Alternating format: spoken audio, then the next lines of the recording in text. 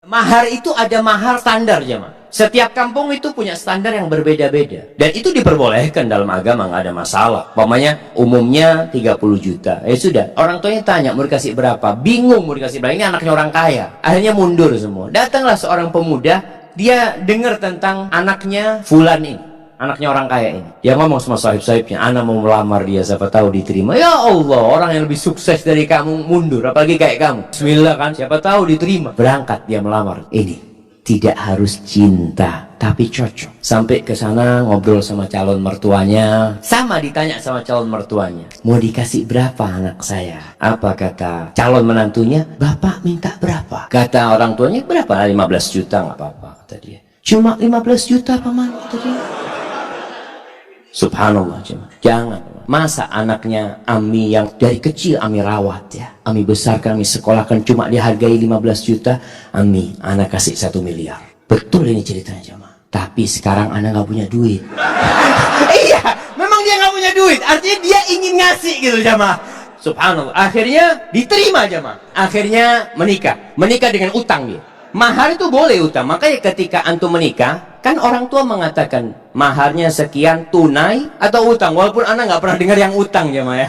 Karena yang disebutkan maharnya itu cuma 100.000, 1 juta, seperti itu. Padahal kadang-kala maharnya di zaman sahabat itu 1 kebun kurma, isinya 400 pohon, berapa miliar itu jemaah. Itu bisa utang. Akhirnya menikah. Setelah menikah tetap kerjanya serabutan dia ya, maklar, jual ini, jual itu. Dia punya utang 1 miliar. Subhanallah jemaah. Suatu saat dia cerita, mertuanya ini ngobrol sama menantunya yang kaya-kaya, cuma satu yang miskin jemaah.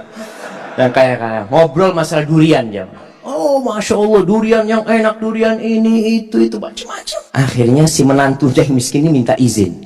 Paman, anak mau keluar dulu sebentar ya, kata dia. Akhirnya dia keluar rumah ke tempat sohibnya, pinjam duit 20.000. Anak pinjam duit 20.000. Buat apa ini? Mertua anak kepingin durian. Dia beli durian, jemaah. Dia bawa. Sampai rumah masih ngobrol durian ini, jemaah. Dia ngomong, paman, afwan, anak nggak bisa beli yang bagus, yang mudah-mudahan ini enak buat paman.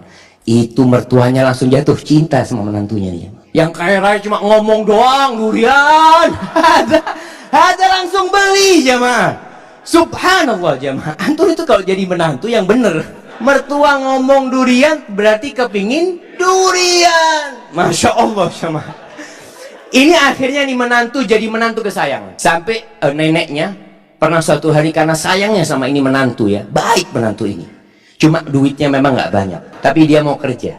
Makanya ketika itu dia mengatakan, lupa salah satu yang diucapkan kepada calon mertuanya ini, paman, anak saya nggak punya duit, tapi alhamdulillah Allah kasih anak akal bisa berpikir, Allah kasih anak lutut, anak bisa berjalan, anak insya Allah akan lunasin hal itu. Subhanallah. Sampai suatu hari dia dipanggil sama neneknya istrinya. Kata neneknya, nak, nenek ini punya duit 500 juta, nenek mau kasih buat kamu. Subhanallah. Si menantu malu janganlah nenek kalau mau kasih ke cucunya nenek, biar nanti anak pinjam anak putar duitnya. Ini laki-laki terhormat jemaah. Artinya dia nggak mau terima, dia nanti mau pinjam sama istrinya. Kalau sudah punya istri dia bisa pinjam. Masya Allah jemaah. Akhirnya diberikan kepada istrinya, duitnya diputar, dia lunasin 1 miliarnya. Maka carilah laki tadi yang nggak harus punya pekerjaan tetap. Masih banyak masyarakat Indonesia itu yang berpikir kalau cari pasangan hidup yang pegawai, yang sudah punya gaji tetap. Jangan sama orang yang baru usaha kecil-kecil, nanti bangkrut dia. Kalau pegawai kan ada jaminan nanti, ada jaminan masa tua macam-macam. Ya, nggak harus.